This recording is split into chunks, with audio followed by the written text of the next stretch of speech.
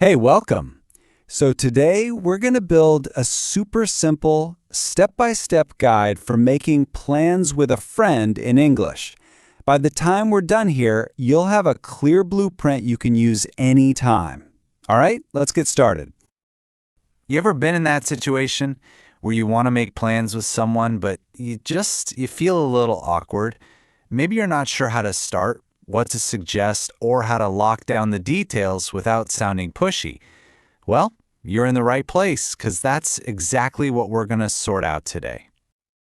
Okay, so to make this really practical, we're actually going to follow a conversation between two friends, Anna and Tom, as they plan a simple picnic. Their chat is going to be our blueprint, a perfect model we can break down piece by piece and learn from. All right, first things first, how do you even get the ball rolling? Every great plan starts with a simple, friendly opening. So let's see how Anna and Tom handle the greetings and that all-important small talk. It really is this simple, just a classic friendly hello. Anna kicks things off with, "How are you?" And Tom gives a nice, positive answer. But believe it or not, there's a little more going on here than meets the eye. And this is where it gets interesting, because it's all about the unspoken social rules, right? Notice Tom doesn't just say, "I'm good." He says, "Thank you," which is a nice way to acknowledge the question. And then he immediately asks, "How are you?" back. That's a really big deal. It shows you're actually interested in them too. And hey, your answer totally matters. You know, saying good, fine, or okay is, well, it's fine. It's a standard answer. But when you use a more enthusiastic word like great or wonderful, it just injects a bit more positive energy into the conversation. It's a small change that makes a big difference.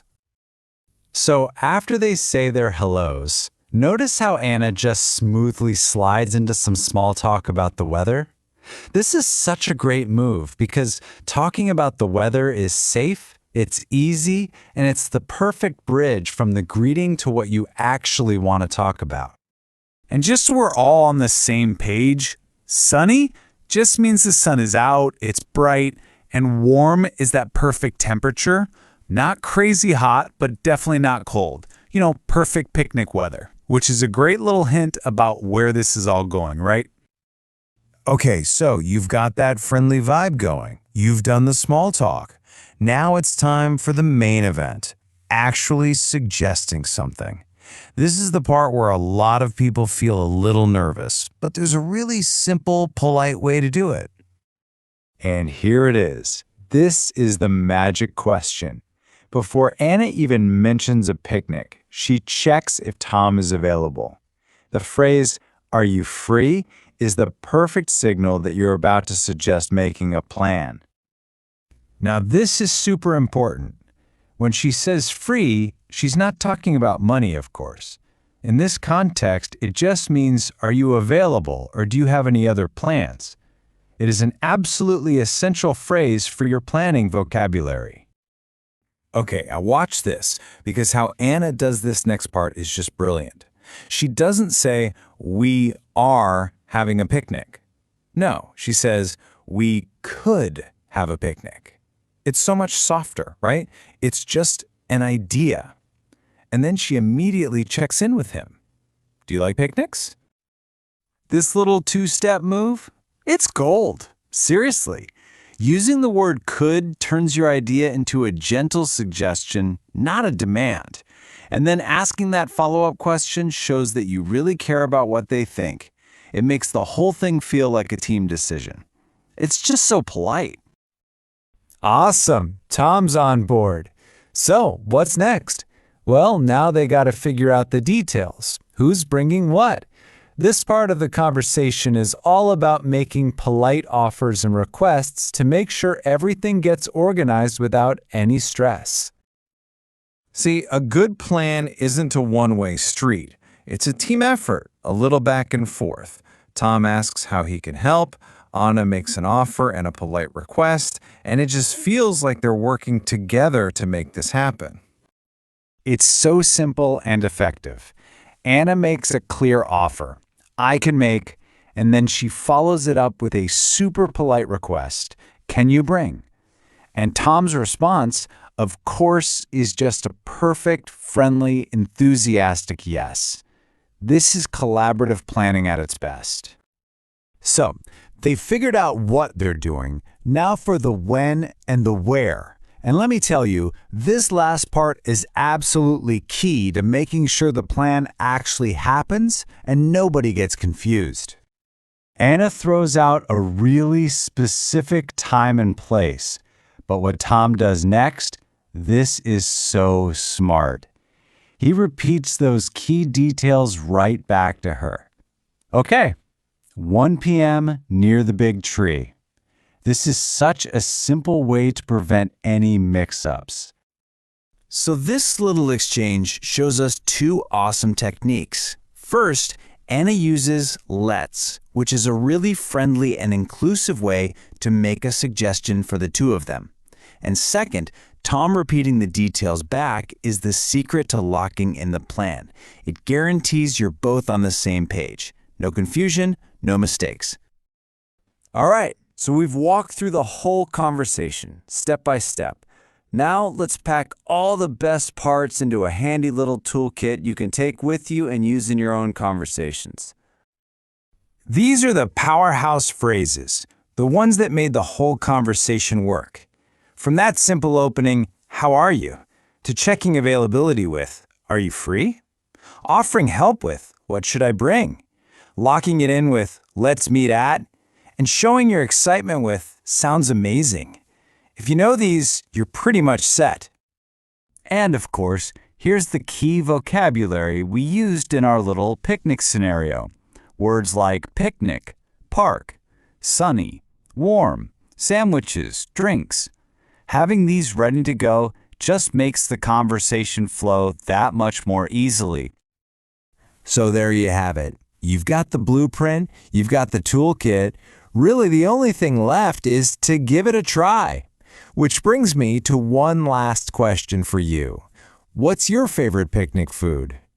Give it some thought and hey, maybe you can use that as an excuse to make some plans of your own. Thanks for joining me.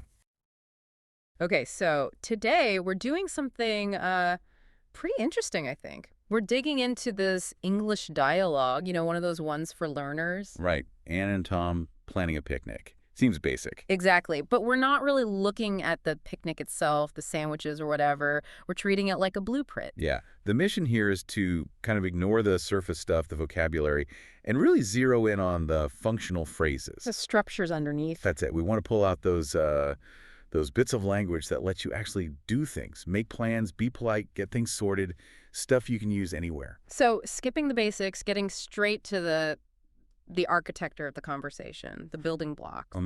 And you'll notice a surprising amount of it is about politeness. It's not just logistics. Oh, definitely. It's about how they manage, expectations. We'll be putting out words like could, can, maybe. These little softeners. Yeah. They're crucial. They make it collaborative, not just transactional. Yeah. Get those right. And you're basically mastering social skills. All right, let's unpack it. Starting right at the beginning, the greeting. Yep. The classic opener. Hi, Tom. How are you today? Standard stuff, but it's doing real work, isn't it? Establishing contact. Absolutely. It's what linguists call phatic communication. It's less about your actual health Right. and more about just opening the channel, making that positive connection. And the analysis we looked at really highlights the reply structure. Tom says, "I'm good, thank you. How are you?" That's the core exchange right there. The thank you is important, but the critical part is asking back, how are you? Shows you're actually interested. It's reciprocal. Exactly. It's like the social contract. You acknowledge their opening, you thank them, and you return the ball. It sets the whole tone. If you just answer and stop. Yeah, it feels a bit abrupt, rude almost. Kind of, yeah. It breaks that collaborative feel right away. And the source also mentions, you can say, "I'm great, I'm fine, I'm okay." There's flexibility. Sure, the exact word isn't the point, it's the politeness structure. So, connection made. Then they slide into small talk. The weather. The universal fallback. Yeah. Hannah says it's sunny and warm, a beautiful day. It just works, doesn't it? Everyone experiences the weather. It's shared ground. Yeah, it's like the conversational handshake before you get down to business. Yeah. A soft entry point before the main topic. Right? Gives you a moment to warm up. Mm-hmm. And the source even gives you the flip side, like it's rainy and cold. Yeah. Just shows the function's the same, good weather or bad. It's about managing that transition smoothly, building that little bit of rapport. Okay, now the pivot. This is where it gets interesting, moving from chat to action. Mm-hmm. Anna just comes out with, hey, are you free this Saturday? And that little word free, it's doing so much work there. Yeah, how so? Well, it's the gatekeeper, isn't it? Before you invest any effort in planning, you check availability. It's efficient. A quick check before you go further. Makes sense. You skip that, you might waste a lot of time suggesting things the other person can't even do. And Tom's answer, it's not a straight yes, is it? He says, I think so. I don't have any plans. Yeah, I like that. It's a soft yes. Right. He's signaling, probably, yeah, I'm interested, but he's not committing 100% just yet. Keeps his options slightly open. Sort of. Yeah. Or maybe just being realistic. Plans can change. It sounds very natural, very human. I think so. Okay, so availability looking likely. Then Anna drops the suggestion, I want to go to the park. We could have a picnic. And boom, there it is. Could. That's the magic word. Absolutely critical. Using could makes it a suggestion, an option they can discuss. Not an order. Exactly. Imagine if she had said, we are having a picnic Saturday. Totally different vibe. Yeah, much more demanding. Puts him on the spot. Right. Could, keeps it collaborative. It invites him in. What do you think of this idea? And she does something smart right after. She asks, do you like picnics? Yes. Checks his actual interest before they get bogged down in details. Smart move. Gets that buy-in early. And gets strong positive feedback. Tom's all in. I love picnics. That's a wonderful idea. Or, the alternative suggestion. Sounds amazing. Yeah, sounds amazing is a great one. Very useful. All right, they're both keen. Now for the practical stuff, the logistics. No. Hey, have you look. And Tom kicks it off politely. What should I bring with me? Again, notice the modal verb, should. It's not, what do I bring? What's the difference there? Should frames it as seeking advice, adhering to politeness norms when you've been invited. It automatically offers contribution. It's like saying, how can I help make this happen? Ah, okay. It's showing he's not just expecting her to do everything, offering that social capital, as you said. Precisely. Then we see this nice contrast with can. Anna makes an offer first. I can make some sandwiches, she states her capability. Right. Then she flips it into a request. Can you bring some drinks? Mm. Gently probing his capability or willingness. Subtle shift, but important. Very. And look how Tom handles the confirmation. He doesn't just say, sure. No, he says, of course. Then offers specifics, juice and water, and then asks, Is that okay? why is that bit so important? Is that okay? It's super polite. It gives Anna the power to veto his suggestion without feeling awkward. It confirms his choice works for her plan. Really smooths the interaction. Okay, got it. And then Anna adds one more thing, but again, very softly. Mm-hmm. Says, perfect. Maybe you can bring some fruit too. Maybe. There's another one of those key words. The ultimate softener for a request like this. It's not bring fruit too. That would sound like an added demand. Right, like an afterthought order. Maybe. Keeps it light, optional, friendly. Hey, if it's not too much trouble, perhaps some fruit. It maintains that collaborative spirit. Masterful use of a soft request. So yeah, the whole plan really hinges on using these little words carefully, turning potential orders into easy suggestions. And they end up with a plan. Sandwiches, juice, water, apples, bananas, all agreed upon collaboratively. Okay, nearly there. Just the final details. Time and place. Crucial bits. Yeah. Tom asks, what time should we meet at the park? Using should, again. Consistent politeness. Yep. And Anna gives the answer using another great collaborative phrase. Let's meet at 1 p.m. near the big tree. Let's, short for let us. Makes it a joint decision even though she's proposing the time. Exactly. It implies agreement. And notice the specificity. Yeah, not just the park, but near the big tree. Avoids confusion later. Reduces the chance of wandering around looking for each other. Good planning. And then, this next step, the source highlights this, and it's so important. Tom repeats it back. The confirmation loop. Yes. He says, okay, 1 p.m. near the big tree. I'll be there. Why is that final repetition so vital? It's basically error correction. It ensures both people have exactly the same information locked in. Time, place, no misunderstandings. Like reading back an order. Precisely. It confirms accuracy before they hang up, conversationally speaking, It saves potential hassle down the line. Makes total sense. So, plan confirmed, double-checked, then the simple farewell. See you on Saturday. Nice and friendly. Reinforces the plan. Because they know when they'll see each other next. Exactly. So, looking back at the whole thing, it's not just about a picnic, is it? It's a masterclass in basic social navigation. Yeah, greetings, small talk, suggesting, checking, offering, requesting politely, confirming. All those pieces. Simple, as the source says, but really powerful building blocks for pretty much any conversation where you need to arrange something. Absolutely. We've really stripped down this beginner script to its functional core, pulled out those really valuable structures. Yeah, and if you take anything away, forget the picnic food for a second. Focus on those reusable structures. The how are you, thank you, how are you? Loop. The are you free? Check. Crucial. The polite offer. What should I bring? Shows you're a team player. And the collaborative planner. Let's meet at. Get those down, and you're pretty well equipped for organizing things, right? You really are. For lots of casual situations, yeah. Yeah. And doing it politely, collaboratively, remember those softeners? Could maybe. They change the whole dynamic, makes it feel like teamwork, not demands. It's exactly. So, final thought for you to chew on. Anna and Tom sorted apples and bananas. Imagine you're in this picnic plan.